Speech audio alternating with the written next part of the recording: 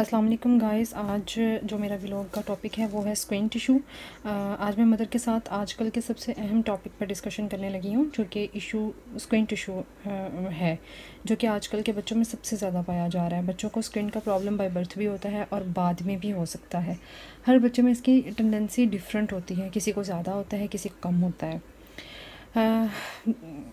Squint different types के होते हैं। मेरी बेटी को जिस स्क्विंट का मसला है वो आउटवर्ड स्क्विंट है।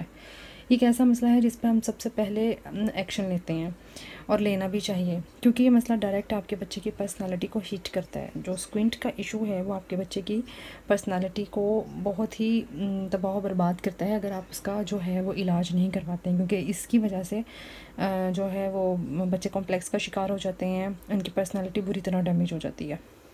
कोशिश करें कि स्कूल जाने से पहले पहले आप अपने बच्चे को जो है ना वो इसका ट्रीटमेंट की तरफ लेके जाएं, बिकॉज़ स्कूल में बहुत ज़्यादा बुलिंग होती है।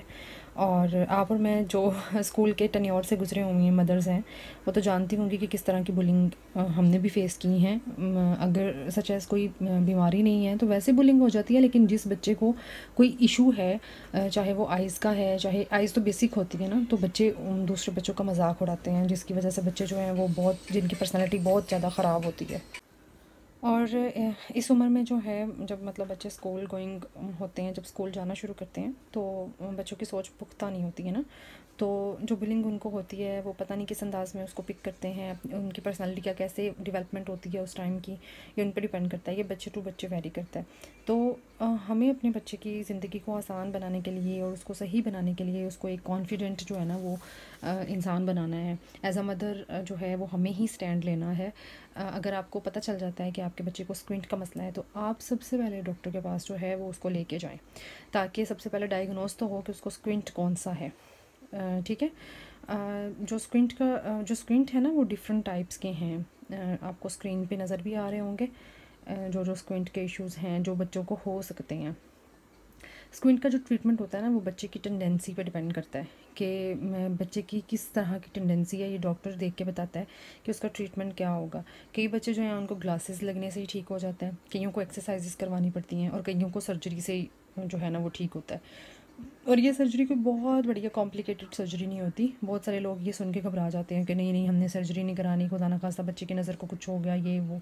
लेकिन ये कोई बहुत कॉम्प्लिकेटेड सर्जरी नहीं है। हाँ, एक मसल होता है जो पुल हो गया होता है, उसको उसकी पोजीशन पे वापस लाना होता है, तो सब कुछ ठीक हो जाता है। अब इस मसले को मज़ीद जो है ना वो आप रिसर्च कर सकती हैं मदर्स। जो मेरे पास इंफॉर्मेशन है वो मैं भी एक रिसर्च के मुताबिक ही आपको बता रही हूँ और अपने एक्सपीरियंसेस शो कर रही हूँ, क्योंकि मेरी बेटी जो है उसको ये प्रॉब्लम है, मैं इसको फ़ेस कर रही हूँ, तो मैं आपको अपनी ही और अपने डॉक्टर के साथ जो मेरी मीटिंग होती हैं उसके अकॉर्डिंग ही आपको मैं गाइड कर रही हूँ। आप जितनी छोटी उम्र में बच्चे को डॉक्टर की तरफ ले जाएंगे ना, इतनी जल्दी ही इसका स्क्विंट जो है ना वो ठीक होने के चांसेस होते हैं। अगर आप देर कर देंगे या लेट, बच्चा 5 साल का हो गया, 10 साल का या इससे भी बड़ा, तो स्क्विंट का इलाज तो हो जाएगा, लेकिन 100% उसके रिजल्ट्स नहीं आते हैं। कुछ ना कुछ अंदर रह जाता है कि प्रॉपर ठीक नहीं होता वो। इसलिए डॉक्टर कहते हैं कि जितनी जल्दी, जैसे बच्चा पैदा हुआ है तो 6 महीने के अंदर, मतलब आपको पता चल गया ना, तो 6 मंथ का हो गया तो अब उसका ट्रीटमेंट स्टार्ट हो सकता है।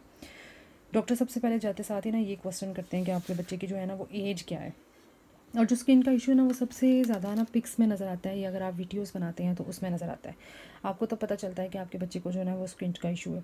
कुछ लोग अभी भी बहुत से बैकवर्ड एरिया में रहते हैं, उनको लगता है कि ट्रीटमेंट करवाने से बच्चे की, मतलब बच्चे को कोई मसला हो जाएगा नज़र का, ये वो। और ये वो सारे लोग हैं जो यहाँ हमारे आसपास ही होते हैं, और खुदा ना खासा बच्चा ब्लाइंड हो जाएगा। लेकिन खुदारा आप मदर्स हैं, आप बहादुर बने। आप हम जिस दौर में हैं ना, वहाँ पे माओं को खुद ही स्ट्रॉन्ग होना पड़ता है, और अपने बच्चों की ग्रूमिंग के लिए हमें पूरी दुनिया से खुद ही फ़ाइट करनी पड़ती है।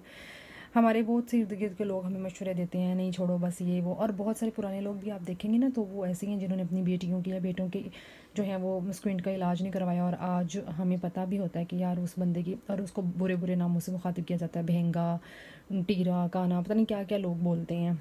तो अगर आप चाहते हैं कि आपके बच्चों के साथ ऐसा ना हो, तो उसको सही वक्त पे लिए गए सही फ़ैसले जो है ना वो हर प्रॉब्लम को सॉल्व कर देते हैं। वरना बाद में ज़िंदगी में जो रिजेक्शन बच्चों को मिलती है, जो उनको फ़ेस करनी पड़ती है, डिफरेंट नेम्स उनको स्कूल में, कॉलेज में, यूनिवर्सिटी में मिलते हैं, उससे बच्चों को जो है ना बहुत ज़्यादा कॉम्प्लेक्स में चले जाते हैं। और बेटियों का तो ये मसला है कि उनके रिश्तों में बहुत ज़्यादा मसले हैं कि रिश्तों की रिजेक्शन मिल जाती है उनको। और अच्छा ख़ैर वीडियो बहुत ज़्यादा लंबी हो गई है, लेकिन ये इन्फॉर्मेशन थी जो मैं आप सबके साथ शेयर करना चाहती थी, आप सब मदर्स को कहना चाहती थी। हमारे का ट्रीटमेंट जो है वो हम CMH लाहौर से करा रहे हैं। कर्नल कामरान मलिक हैं वहाँ के डॉक्टर, आई स्पेशलिस्ट, जो आई स्पेशलिस्ट सर्जन भी हैं, वो उसका ट्रीटमेंट कर रहे हैं।